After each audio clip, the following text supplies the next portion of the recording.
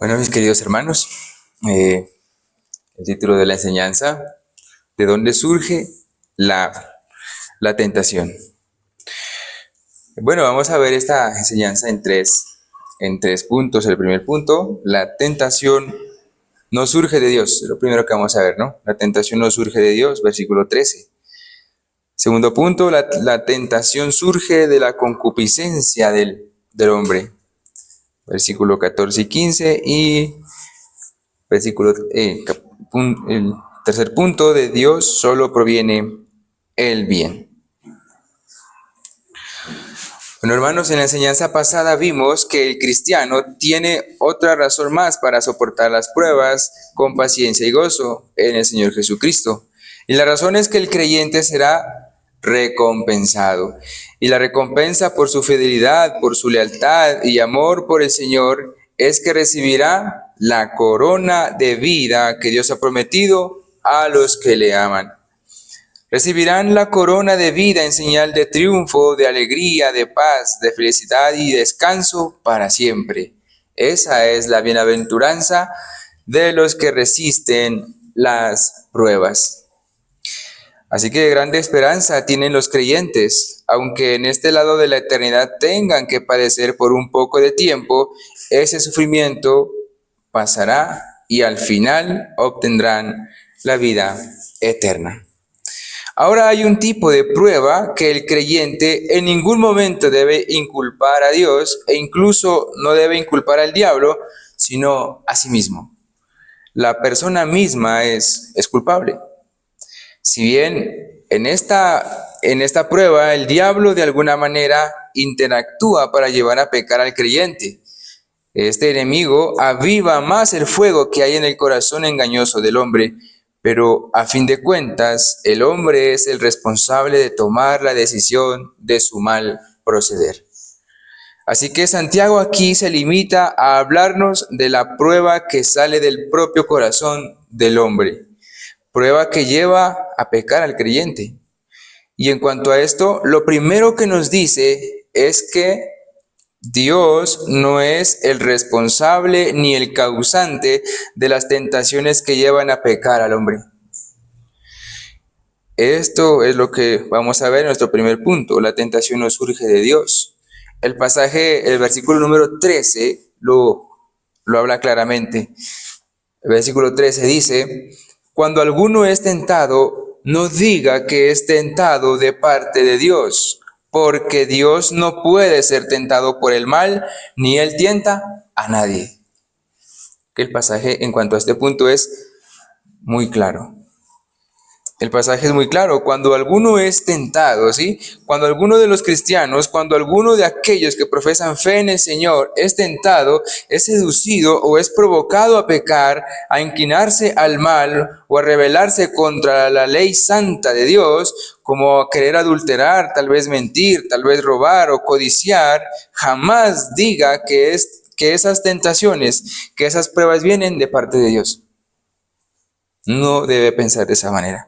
Jamás alguien diga que todo aquello que lo esté llevando a pecar proceda de Dios. Que nadie piense que Dios le imponga una necesidad inevitable de pecar, porque eso no es así. La Escritura nos dice por qué no podemos pensar tal cosa. Bueno, es que el pasaje es claro: porque Dios no puede ser tentado por el mal, ni Él tienta a nadie. Primeramente, la santidad de Dios le impide por completo ser tentado por el mal. Habacuc, capítulo 1, versículo 13, un pasaje muy conocido, dice: muy limpio eres de ojos para ver el mal, ni puedes ver el agravio. Así que Dios, cuyos ojos son santos, su esencia es la justicia, la benignidad, la pureza, la transparencia, la luz, le es imposible ser tentado por el mal. Es imposible, puesto que Dios aborrece por completo todo lo que vaya en contra de su naturaleza, que en esencia es santidad y justicia. Así que Dios no solo está a metros de la iniquidad, Su eternidad es la distancia y tiempo que lo separa de la maldad, de todo lo que sea pecado. O sea, es la misma eternidad, la distancia que lo separa del pecado. Tan santo y justo es Dios, que cuando vio a su propio Hijo colgado en un madero por causa de nuestros pecados, de nuestras iniquidades y rebeliones, Dios lo abandonó. Y por eso fue el grito del Señor Jesús: Padre, Padre, oh Dios mío, ¿por qué me has abandonado?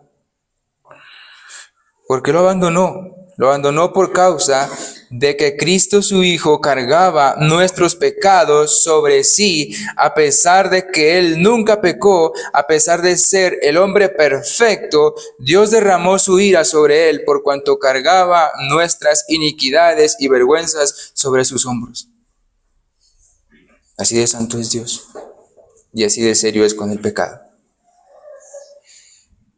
Por eso es que debemos estar completamente seguros de que Dios no tienta a nadie para que peque, pues Él no puede ser tentado por el mal, mucho menos deseará conducir a una persona al pecado. Por el contrario, su mayor deseo es llevar a caminar a las personas en la santidad, en la rectitud y en la justicia. Es lo que quiere Dios. Así que esto implícitamente también nos dice que por esta razón es imposible que Dios esté con aquellas personas que viven en constante comunión con el pecado, con el mundo y con la injusticia. Así que se engañan a sí mismos quienes piensan de esa manera. Para aquellos que tienen comunión con el pecado, su único compañero es el diablo, quien también es llamado el tentador. De ese son esclavos los que practican el pecado, pues aquel sí lleva a las personas a hacer el mal, pero no Dios. El diablo sí tienta a las personas. Este sí incita a las personas a pecar, pero no el Señor. Así que Dios no es autor del mal. Si bien Dios prueba al creyente para fortalecer su fe y en su providencia, Dios permite que Satanás tiente al creyente. Es diferente.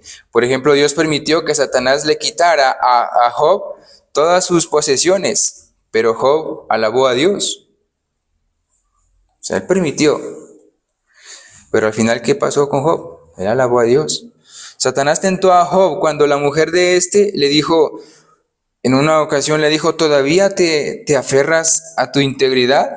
Maldice a Dios y muérete. Eso lo dice en el capítulo 2, versículo 9. Es decir, Satanás usó a la mujer de Job para volverle contra Dios. Pero Job permaneció firme en su fe y más bien contestó: hablas como una mujer necia. ¿Aceptaremos lo bueno de Dios y no las dificultades?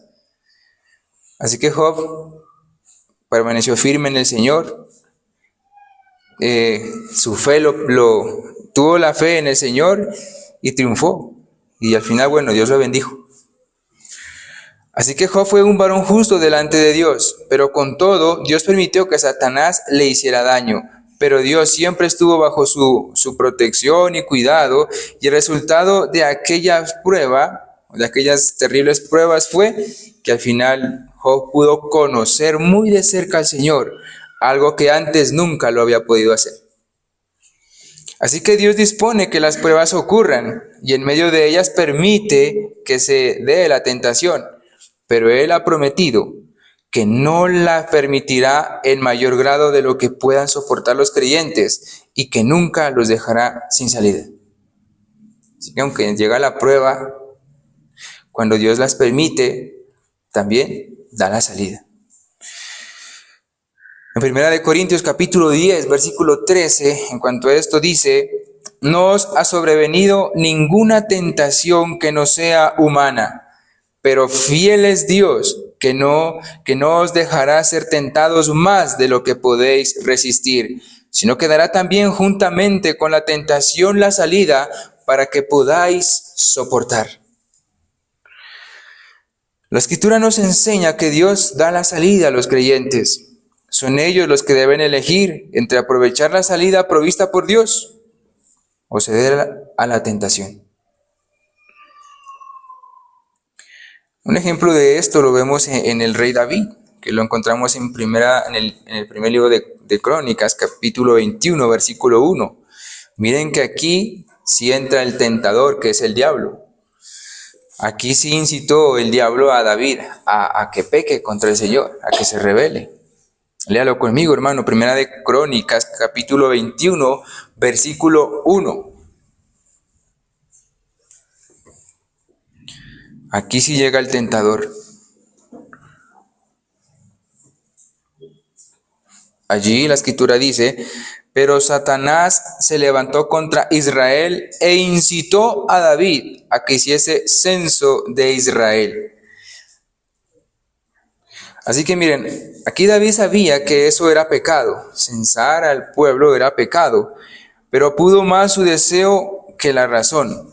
Él fue el que decidió ejecutar ese pecado y terminó censando a todo el pueblo de Israel con el fin de vanagloriarse con lo que tenía y colocar su confianza en aquello más que en Dios, a quien le debía sus victorias. Así que la Escritura nos enseña claramente que Dios no tienta a nadie a pecar, Dios no trabaja de esa manera. Una cosa es que Él permite la prueba para que la fe o para que sepamos dónde estamos, dónde está nuestra confianza. Pero de igual manera Él da la salida. Ahora, hermanos, entonces la pregunta: ¿qué es lo que lleva al hombre a pecar? ¿De dónde es que salen los malos deseos y los malos pensamientos?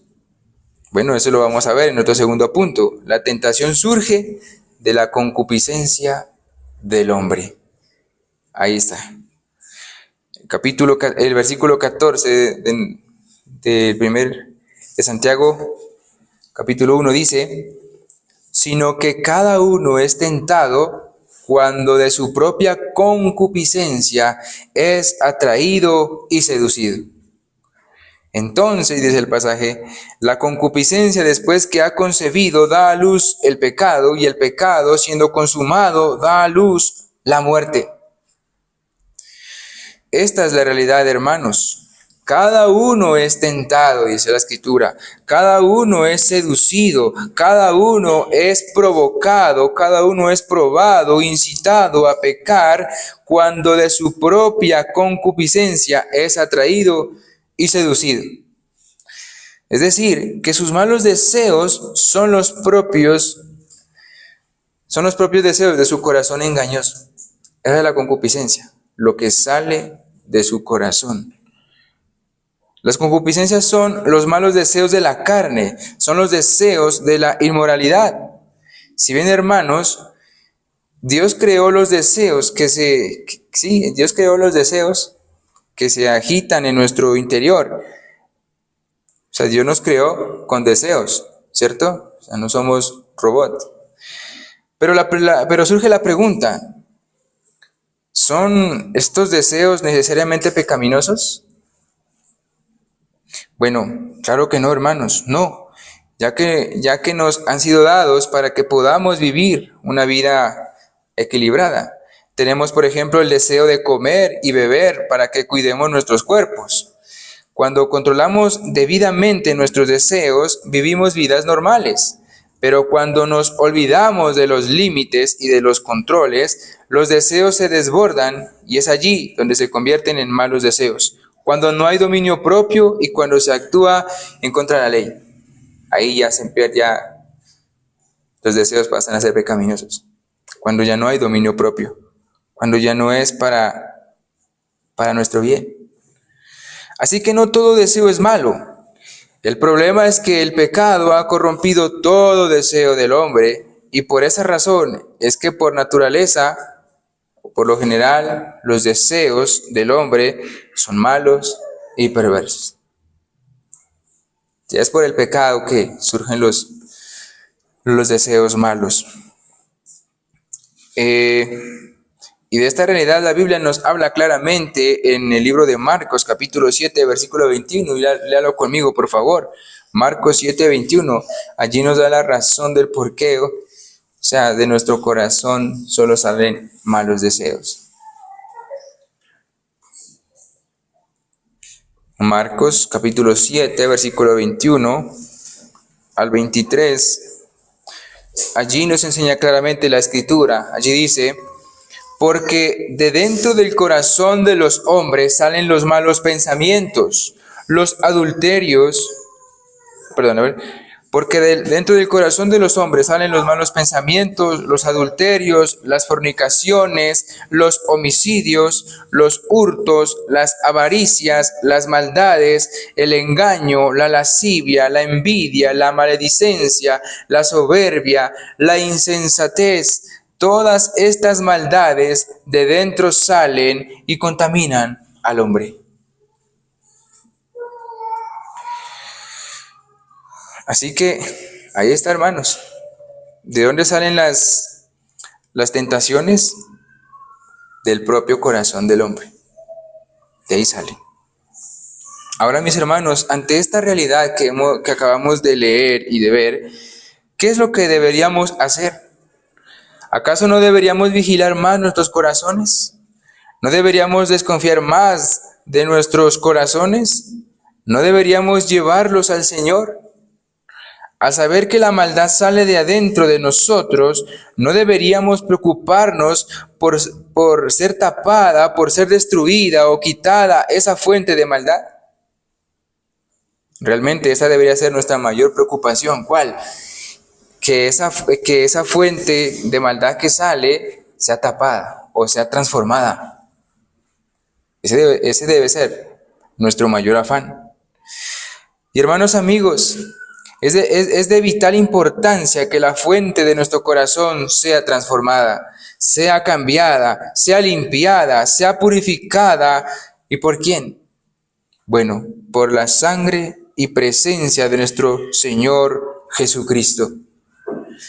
Y debemos acudir a Él, y debemos acudir a Él muy pronto, porque solo Él tiene el poder para que nuestro corazón, del cual emana la vida, ya no emane más malos deseos, no corrupción, sino que más bien emane justicia, juicio y verdad, obediencia, santidad. Pero para que esta fuente sea transformada, debemos acudir ¿a quién? A nuestro Señor Jesucristo. Solo Él puede transformar esa fuente en aguas de vida. Solo el Señor. Así que solo Cristo tiene el poder para que nuestro corazón, que es insensible y duro como una piedra, sea transformado, sea cambiado por uno de carne, por uno que sienta dolor de pecado, por uno que aborrezca la injusticia y todo tipo de inmoralidad. Solo el Señor puede hacer eso. Así que es nuestra responsabilidad acudir a Él cuanto antes, porque cosas terribles estarán a punto de comenzar. Si nosotros no acudimos al Señor para que esos malos deseos o esa fuente de maldad siga, o sea, si no acudimos para que eso sea tapado, sea quitado, cosas terribles están a punto de comenzar. ¿Y por qué dijimos eso? Bueno, hermanos, sí, es mejor hoy volvernos al Señor de todo corazón y arrepentirnos de nuestros malos pensamientos y deseos antes que sea demasiado tarde. Pues estos pecados y malos deseos son terribles, son tenaces y peligrosos y letales. Las concupiscencias, hermanos, realmente son letales. Y vamos a ver por qué. Bueno, Santiago nos dice que después que una persona se deja llevar por sus concupiscencias, por sus deseos, por esos deseos carnales, lo llevan así como un pez es atraído por la carnada. El pasaje dice: entonces la concupiscencia, después que ha concebido, da a luz el pecado, y el pecado, siendo consumado, da a luz la muerte. La Escritura nos habla de concebir el pecado. Concebir, lo habla en un lenguaje natural refiriendo a la concepción de una madre. Cuando ella concibe, no cabe la menor duda que tendrá ¿qué? Es un bebé. Así también lo es con la concupiscencia. Cuando ésta llega al corazón, cuando ésta se adueña de la mente, no cabe duda que dará a luz el pecado. Y luego de esto, sigue lo peor. La paga del pecado es la muerte.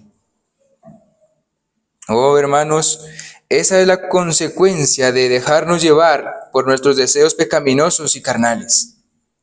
La muerte.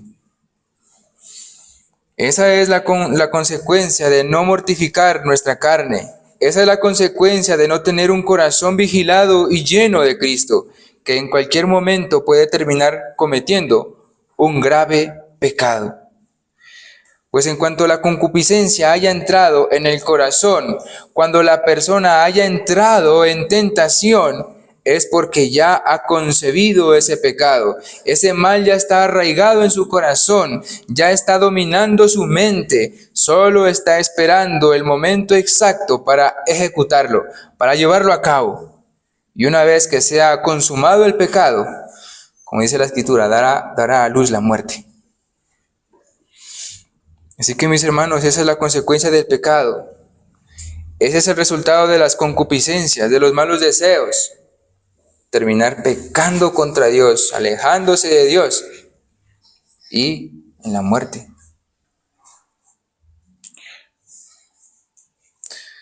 Así que la consecuencia de terminar rebelándose contra el Señor, apartándose de Él, tal vez por complacer la concupiscencia, la consecuencia es recibir todo lo opuesto al premio de la corona de vida: sufrimiento, destrucción, muerte, condenación. Hermanos, muchos, por no saber atender a estas cosas, es que mueren espiritualmente. Dejan los caminos de luz y de vida por los de tinieblas. Todos los que yacen en el infierno es porque amaron más las tinieblas que a la luz. Están allá porque ellos mismos eligieron la muerte. Se dejaron llevar por sus malos deseos. Hermanos, con lo anteriormente dicho, podemos decir que el pecado no es un simple acto espontáneo, sino que, como vemos, es el resultado de todo un largo proceso. Empieza con los malos pensamientos y se vuelve pecado cuando le damos lugar y permitimos que se convierta en acción. Pero así empieza. Empieza con el mal deseo, empieza con tener un mal pensamiento, y si eso está allí en el corazón, al final termina ejecutando, actuando en acción, y termina rebelándose contra el Señor. Así que eso no es, cuando nosotros pecamos, no es que de la nada, o sea, pequé y ya. No. Ya había un proceso desde días o desde tiempo atrás. Esto es como la bola de nieve que baja rodando de una colina. La acción destructiva del pecado crece cuando lo dejamos actuar. ¿Sí? El momento más apropiado para detener la bola de nieve es antes que sea demasiado grande o que haya adquirido tal velocidad que no podamos controlarla. Es un ejemplo muy comprensible. ¿Cuándo es que debemos nosotros apagar el mal deseo o la tentación o el mal pensamiento? ¿Cuándo? Apenas empieza. Es allí donde debemos tapar esa fuente. Pero cuando lo dejamos, es como esa nieve, esa bolita de nieve que va creciendo y al final ya solo impacta. Así que la decisión está en nuestras manos: contrarrestar de inmediato la maldad o dejarla avanzar. Pablo al joven Timoteo le escribe en 2 de Timoteo, capítulo 2, versículo 22, lo siguiente. Miren lo que le dice el apóstol Pablo: huye también de las pasiones juveniles y sigue la justicia, la fe, el amor y la paz con los que de corazón limpio invocan al Señor. ¿Qué le dice? Huye de las pasiones juveniles. Miren, hermanos, en ocasiones la mejor salida que Dios nos da para ser librados de las tentaciones es huir. No debemos por qué hacer frente allí, no debemos por qué colocarnos a decir, no, yo puedo. No, hay tentaciones o momentos en donde lo mejor que podemos hacer es huir, salir corriendo de donde sea que estemos siendo tentados. Así que no hay excusas para los que caen en tentación. No pueden decir que el diablo los obligó. No pueden decir que la prueba o la tentación fue mayor que la que ellos pudieran resistir, pues Dios no permite que las personas sean tentadas más de lo que puedan soportar. Es la persona quien decide proseguir en su rebeldía, pecar contra el Señor, consumar lo que tiene en su corazón. Pero no puede decirnos que esta tentación o esta prueba era imposible de soportarla. Siempre hay la salida. Pero a pesar de todo esto, muchos se excusan ante el pecado y dicen, es la culpa de la otra persona. O entonces no lo pude resistir. O entonces, no, pero es que todos lo hacen. O entonces simplemente fue solo un error. O nadie es perfecto. O el diablo me obligó a hacerlo. O fui presionado. Pero eso no son excusas. No son excusas. Así que hermanos y amigos, no erréis. Toda tentación, toda prueba que le lleve a pecar no proviene de Dios, sino de su propio corazón. Y claro, el diablo está también ahí para tentarle, para que lleve a cabo ese pecado. Pero en sí, eso es lo que sale de su corazón.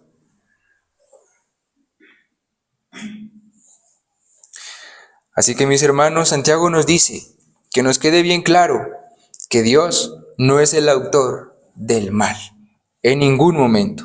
Somos nosotros. De nosotros es lo que sale ese mal. Es porque tal vez no hemos prestado atención a esa fuente que está en nuestro corazón, lo que está saliendo. Y como hemos aprendido, cuando hay esos malos deseos, lo primero que debemos hacer es correr al Señor y decir, Señor, quita de mí esta fuente que está saliendo de malos deseos, de malos pensamientos, y tapar de inmediato. Porque de lo contrario, va a seguir creciendo y terminaremos deshonrando al Señor. Por el contrario, bueno, Santiago nos dice que de Dios no proviene la tentación. Por el contrario, de Dios solo proviene el bien. Y este es nuestro tercer punto. Versículo 16 dice, amados hermanos míos, no erréis, toda buena dádiva y todo don perfecto desciende de lo alto, del Padre de las luces, en el cual no hay mudanza ni sombra de variación. Versículo 18 dice, Él de su voluntad nos hizo nacer por la palabra de verdad, para que seamos primicias de sus criaturas. Así que, amados hermanos, no erréis pensando que Dios tiene algún tipo de contentamiento por el pecado. Jamás debemos pensar eso. Dios es luz y no hay ninguna tinieblas en Él, como éramos enseñados en enseñanzas pasadas, en el libro de Juan, en la carta del apóstol Juan. Si hay algo de bueno que nosotros, siendo pecadores, podamos hacer, no es que esté en nosotros, no es que salga de nosotros. Es solo por la gracia de Dios, es solo por el regalo de Dios. Si hoy deseamos ser más santos, es por la gracia de Dios. Si hoy podemos amarnos, es por la gracia de Dios. Si hoy amamos la voluntad de Dios, si amamos al prójimo, si amamos la ley de Dios, si hacemos buenas obras, si somos salvos, solo es por la gracia de nuestro Dios. ¿Y por qué? Porque, como dice la Escritura, toda dádiva, todo don perfecto procede de Dios. Todas las buenas obras que hacemos son solo por el Señor. Así que si somos diferentes de lo que éramos antes de Cristo, es por la gracia de Dios. No hay otra razón, no hay otra fuente. Si hoy vivimos para la gloria de Dios, es por la gracia de Dios. Pues de nosotros lo único que sale como hemos visto, de manera natural, solo son malos deseos, solo hay concupiscencias, es maldad. El bien que hagamos es porque el Señor ha obrado en nosotros. Como alguien dijo, si el bien que podemos hacer es por Dios, y el mal que salga de nosotros, ese sí es nuestro. Mis hermanos, Dios desde la eternidad ha sido el mismo. En Él no hay mudanza, no hay cambios, es inmutable. Por lo tanto, su santidad es inmutable, es para siempre, es eterna. Su justicia no ha cambiado, ni siquiera ha menguado un poquito. No hay sombra de variación en nuestro Dios. En Malaquías 3, versículo 6, dice: porque yo, Jehová, no cambio. Por esto, hijos de Jacob, no habéis sido consumidos. Ay, mis hermanos, ¿qué sería de nosotros si nuestro Dios fuera como nosotros? ¿Qué sería de nosotros? Hace tiempo que hubiésemos sido acabados. Él no es como nosotros. ¿Y cómo somos nosotros? Bueno, que en los diferentes tiempos cambiamos. Nuestro humor, nuestra forma de pensar, nuestras emociones se hallan en constantes cambios. Cuando gozamos de salud, somos unos. Cuando estamos enfermos, somos otros. Cuando tenemos lo que necesitamos, somos unos. Cuando no lo tenemos, bueno, somos diferentes. Cuando nos ofenden, somos unos. Y cuando nos halagan, bueno, somos otros. Pero miren que estamos en constantes cambios. Pero no así con nuestro Dios. De Él solo esperamos benevolencia, bondad, pensamientos de paz, paciencia y misericordia. Y claro está que no podemos dejar de lado su justicia. Pero antes de esto está lo anteriormente dicho. Siempre quiere el bien para nosotros. Así que de Dios viene el poder para transformar la fuente de nuestro corazón, de nuestros deseos y pensamientos. Solo de Dios. Pues mis hermanos, Él dice, Él de su voluntad, sí, Él de su misericordia, Él de su favor, porque a Él le plació, nos hizo nacer, nos hizo nuevas criaturas, nos hizo vivir. ¿Por quién? Bueno, por la palabra de verdad, por la palabra de vida, por la palabra de Dios, por la Escritura, para que seamos ¿qué? Para que seamos primicias de sus criaturas, es decir, para que seamos lo más sobresaliente de entre la creación, para que seamos los amados de Dios, cuyos pensamientos, obras y palabras den gloria a Dios, muestren la imagen santa de Dios, adoren a Dios. Para eso el Señor nos hizo renacer. Los cristianos son la primera evidencia de la creación futura nueva de Dios, de esa vida eterna en los cielos, de esa vida eterna en los cielos nuevos y tierra nueva.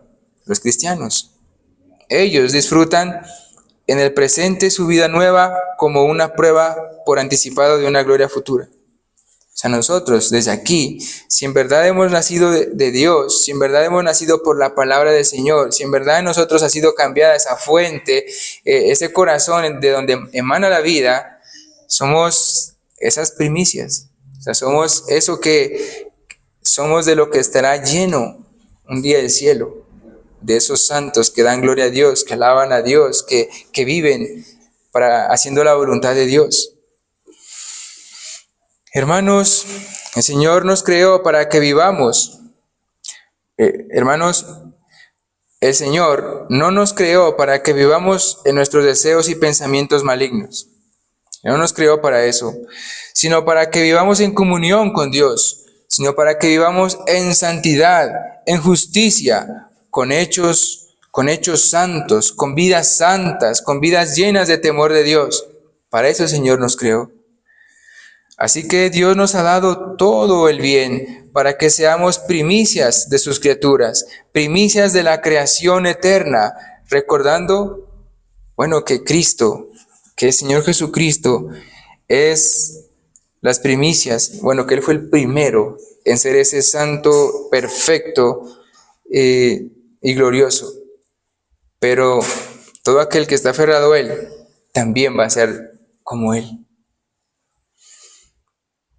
Así que si alguien aquí aún tiene un corazón no regenerado, o no limpiado, o no convertido, si hay alguien aquí que de su corazón aún esté saliendo solo malos deseos, que esté saliendo solo concupiscencias, hoy es el día de rogar al Señor que le haga nacer de nuevo, que le haga vivir de nuevo por medio de la palabra de verdad.